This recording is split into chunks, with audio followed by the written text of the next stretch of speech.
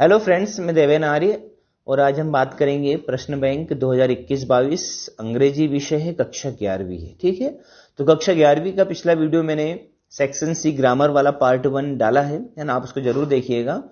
उसका अगला भाग मैं अगले वीडियो में डालूंगा। आज हम बात करने वाले हैं है ना दूसरी चीज के बारे में, दूसरे टॉपिक के बारे में। ये आपका है ना रिड्यूस हुआ सिलेबस है यहाँ पर, इसको आप देख लीजिएगा, इसमें से आपको याद नहीं करना है। तो आज का जो हमारा वीडियो बेस्ड है वो सेक्शन ए रीडिंग कंप्रेशन के ऊपर बेस्ड है। इस वीडियो में हम बात करेंगे अनसन पैसेज को कैसे सॉल्व करें, और पहला अनसन पैसेज ठीक है मैं आपको है ना सॉल्व करके बताऊंगा। उसके आधार पर आपको जो है 10 क्वेश्चन आएंगे है ना, 10 ऑब्जेक्टिव टाइप क्वेश्चन आएंगे। एक आंसर पैसेज में से आपको 10 ही सॉल्व करना है। ठीक है, एक एक नंबर के 10 क्वेश्चन है और 10 नंबर आपको मिलेंगे। तो पहला आंसर पैसेज हम सॉल्व कर रहे हैं आपके लिए यहाँ पर। तो स्टार्ट करते हैं है ना। आप पूरा पढ़ के उसको समझ सकते हैं। यदि पूरा नहीं भी पढ़ेंगे तो क्वेश्चन, जहां पे क्वेश्चन वाली चीज आपको आंसर पैसेज में दिखती है वो चीज पढ़ के भी आप आंसर लगा सकते हैं। लेकिन मेरी राय यह है कि आप इस आंसर पैसेज को है ना पढ़े, समझने के बाद में यदि क्वेश्चन के आंसर देंगे तो आप डेफिनेटली 10 में से 10 मार्क्स जरूर लेके आएंगे। तो स्टार्ट करते हैं। सबसे पहले लिखा है ना, एक शिक्षा के बारे में ये पैसेज है। Academics has always been an essential part of human development. Academics का अर्थ होता है कि जो शिक्षा होती है, जो शैक्षणिक चीजें होती है, यानी कि जो किताबी चीजें होती है, स्कूली ज्ञान जो होता है उसको एकेडमिक्स कहा जाता है, अकादमिक। ठीक है, तो ऐसा माना जाता है कि जो अकादमिक यानी कि शैक्षणिक होती है जो चीजें, वो N essential part of human development, मानवीय विकास के लिए बहुत ही आवश्यक चीज होती है। क्या? किताबी ज्ञान या शिक्षा। It prepares us to survive in the outside world and stabilise an identity of our own. ये हमको प्रिपेयर करती है to survive in the outside world, बाहरी दुनिया में अपने आप को सर्वाइव करने के लिए हमको तैयार करती है। सर्वाइव यानी कि जीवित रखने के लिए तैयार करती है, और stabilise an identity of our own, और अपनी खुद की पहचान स्थापित करने के लिए हमें तैयार करती है ना, जो शिक्षा होती है वो। But is an individual's development restricted to merely academics. लेकिन एक इंडिविजुअल्स डेवलपमेंट यानी किसी व्यक्ति विशेष का जो विकास होता है वो रिस्ट्रिक्टेड टू मैरली एकेडमिक्स, वो सिर्फ एकेडमिक्स यानी सिर्फ किताबी ज्ञान के द्वारा रिस्ट्रिक्टेड हो सकता है। यानी यदि आपको सिर्फ किताबी ज्ञान ही है तो आपका यानी किसी व्यक्ति विशेष का जो विकास होता है वो रुक सकता है, यानी उसको पूरा विकास नहीं कह सकते। इन इंडिया, भारत में, from an early age we have been taught that education is limited to the boundaries of academics only. भारत में बचपन से हमको सिखाया जाता है, टॉट कराया जाता है कि जो एजुकेशन होती है, जो शिक्षा होती है, is limited to the boundaries of academics only. वहां सिर्फ शैक्षणिक जगह पर ही लिमिटेड होती है, यानी कि उसको सीमित रखा गया है। कहां पर? सिर्फ स्कूल के अंदर तक, यानी कि क्लासरूम के अंदर तक के ज्ञान को ही, यानी कि शिक्षा होती है हमें सिर्फ क्लासरूम में ही मिलती है। ऐसा बचपन से हमको सिखाया जाता है। ठीक है, the idea of getting out into the field, या विचार की बाहरी दुनिया में जाओ, फॉर गैनिंग प्रैक्टिकल एक्सपीरियंस, जिससे आपको ज्ञान होगा, ज्ञान यानी प्राप्त होगा। क्या प्राप्त होगा? प्रैक्टिकल एक्सपीरियंस, यानी कि प्रयोगात्मक अनुभव, यानी आप जो करके सीखेंगे वो जो ज्ञान प्राप्त होगा, उसके लिए यदि आप बाहर निकल रहे हैं तो is always considered a hoax. तो उसको हमेशा से ही क्या माना गया है? कंसिडर किया गया, माना गया हॉक्स। हॉक्स का अर्थ होता है कि उसको एक छल, धोखा, मजाक, है ना, हमेशा से ऐसा कहा गया है कि यदि आप बाहरी दुनिया में जाओगे प्रैक्टिकल नॉलेज, प्रैक्टिकल एक्सपीरियंस को गेन करने के लिए, तो लोग आपके ऊपर हंसेंगे है ना, और आपको है ना मूर्ख बताएंगे, उसको एक छलावा बताएंगे कि ये कुछ नहीं कर सकता। This has handled students development, और ऐसा माना जाता है कि आप स्कूल की जगह पर यानी कि क्लासरूम के अंदर की बजाय यदि बाहर से कुछ सीखते हैं तो ये एक स्टूडेंट के विकास को हैंडल्ड करता है। हैंडल्ड यानी कि रुकावट डालता है। But the truth is that education represent a considerably broader field than we know of it. लेकिन सच्चाई यहां है कि जो एजुकेशन है, जो शिक्षा है, वो रिप्रेजेंट करती है अपने आप को, है ना, बताती है considerably broader field than we know of it, कि हम उसके बारे में जितना जानते हैं वो व्यापक रूप से बहुत ज्यादा उसका क्षेत्र फैला हुआ है। यानी ब्रॉडर फील्ड, बहुत मतलब शिक्षा ऐसा नहीं कि सिर्फ आप क्लासरूम के अंदर ही शिक्षा प्राप्त कर सकते हैं। आप जो शिक्षा का क्षेत्र होता है वो बहुत ही व्यापक होता है ना, बहुत सारी जगह से आप कुछ ना कुछ सीख सकते हैं। Our teaching from the basics और हमारी शिक्षा में बचपन से ही has been focused on getting good grades and job offers. बचपन से ही बताया जाता है कि अच्छे नंबर लेके आओ तो अच्छी नौकरियां मिलेंगी, rather than being creative and unique. यानी आप है ना क्रिएटिव और यूनिक नहीं बनना है आपको, आप ज्यादा रचनात्मक और अद्भुत अनोखे तरीके से कोई भी काम नहीं करना है, आप तो बस अच्छे नंबर लेके आओ ताकि आपको अच्छी नौकरियां मिल सके। ये बताया गया हमारी शिक्षा में बचपन से ही। ठीक है, तो पहले पैराग्राफ समझ गए हम कि है ना जो शिक्षा होती है लोगों का ऐसा मानना होता है कि वो क्लासरूम के अंदर ही मिलती है, और यदि आप क्लासरूम के बाहर जाके कुछ सीखना चाहते हैं, कुछ प्राप्त करना चाहते हैं अनुभव, तो वो हॉक्स माना जाता है, यानी कि उसको धोखा माना जाता है, छल माना जाता है। लेकिन शिक्षा के बारे में ऐसा नहीं, शिक्षा का क्षेत्र बहुत व्यापक होता है। ठीक है, और बचपन से हमको ये सिखाया जाता है कि आप अच्छे नंबर लेके आओ, अच्छी नौकरियां मिल जाएगी, rather than being creative and unique. यानी आपको क्रिएटिव और यूनिक भले ही ना बनो, आप अच्छे नंबर लाओ, अच्छी नौकरियां ले जाओ। ठीक है, आगे बढ़ते हैं। लेकिन in the 21st century the pure academic type of education is slowly paving way for a whole new type. लेकिन 21वीं शताब्दी में है ना the pure academic type of education, जो कि पूरी तरह से है ना एकेडमिक जो शिक्षा का तंत्र था वो धीरे धीरे slowly paving way for a whole new type, वो पेविंग वे, पेविंग यानी पक्की सड़क की तरह बनता जा रहा है, उसमें जो है एक नए प्रकार का बनता जा रहा है। द पैराडाइम है ना, यहाँ पे क्या लिखा है, paradigm, the paradigm shift in the whole education system is evident. और जो ये पैराडाइम है, पैराडाइम का अर्थ होता है मिसाल, है ना, उदाहरण। ये जो पैराडाइम है ये shift in the whole education system is evident, और ये जो मिसाल हमारे सामने है ना कुछ 21वीं शताब्दी में सामने आई है, उसने पूरे शिक्षा के तंत्र को बदल के रख दिया है। वो एविडेंट है, एविडेंट है प्रत्यक्ष रूप से हम उसको देख सकते हैं।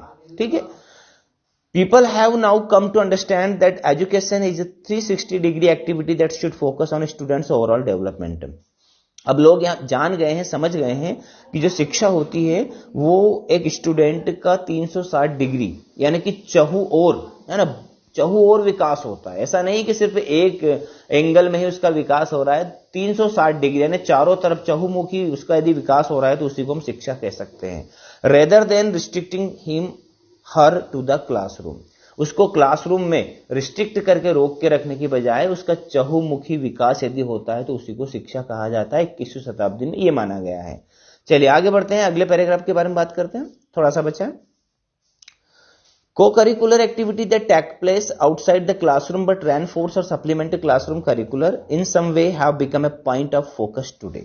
अब जो co-curricular activity होती, co-curricular activity का अर्थ होता है सह शैक्षिक गतिविधियां, यानी कि शिक्षा के साथ साथ कुछ अन्य गतिविधियां होती है, वो take place outside the classroom, जो कहां पर होती है, क्लासरूम के बाहर होती है, बट रेनफोर्स और सप्लीमेंट क्लासरूम करिकुलर। लेकिन वो क्या करती है कि रेनफोर्स करती है, रेनफोर्स का अर्थ होता है सुदृढ़ बनाना, और सप्लीमेंट यानी कि उसमें जोड़ती है, यानी कि जो क्लासरूम के अंदर जो गतिविधियां होती है उन गतिविधियों को मजबूत बनाया जाता है क्लासरूम से बाहर होने वाली गतिविधियों के द्वारा।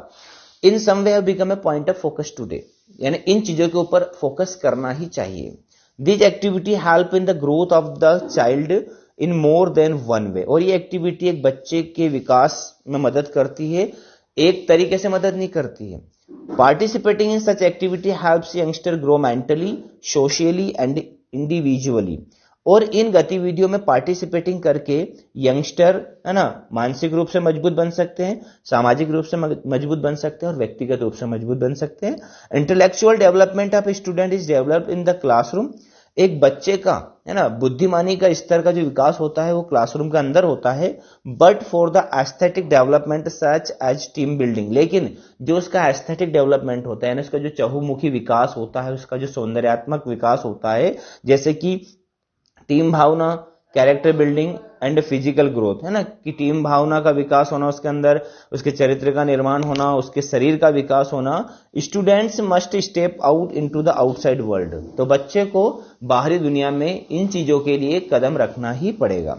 फॉर इंस्टेंस, उदाहरण के लिए, if a student is a part of school football team, यदि एक विद्यार्थी स्कूल की फुटबॉल टीम का है ना हिस्सा है, तो ही और she will learn team work and coordination, तो वो लड़का हो या लड़की वो क्या सीख पाएगा, टीम वर्क यानी सीख पाएगा कि टीम बना के कैसे काम कर सकते हैं, और कोऑर्डिनेशन में सहयोग की भावना उसके अंदर विकसित होगी। इन ए प्रैक्टिकल मैनर किस मैनर में? प्रैक्टिकल मैनर में, नो करके सीखेगा, करके देखेगा कि किस प्रकार टीम बना के किसी गोल को अचीव किया जाता है और किस प्रकार एक दूसरे का साथ दिया जाता है। सारी चीजें वो बाहरी यानी खेल के मैदान में भी सीख सकता है, यानी कि सिर्फ क्लासरूम में नहीं सीख सकता, बाहर भी सीख सकता है। Which can not be taught in the class, जो कि क्लास में नहीं सिखाई जाती है।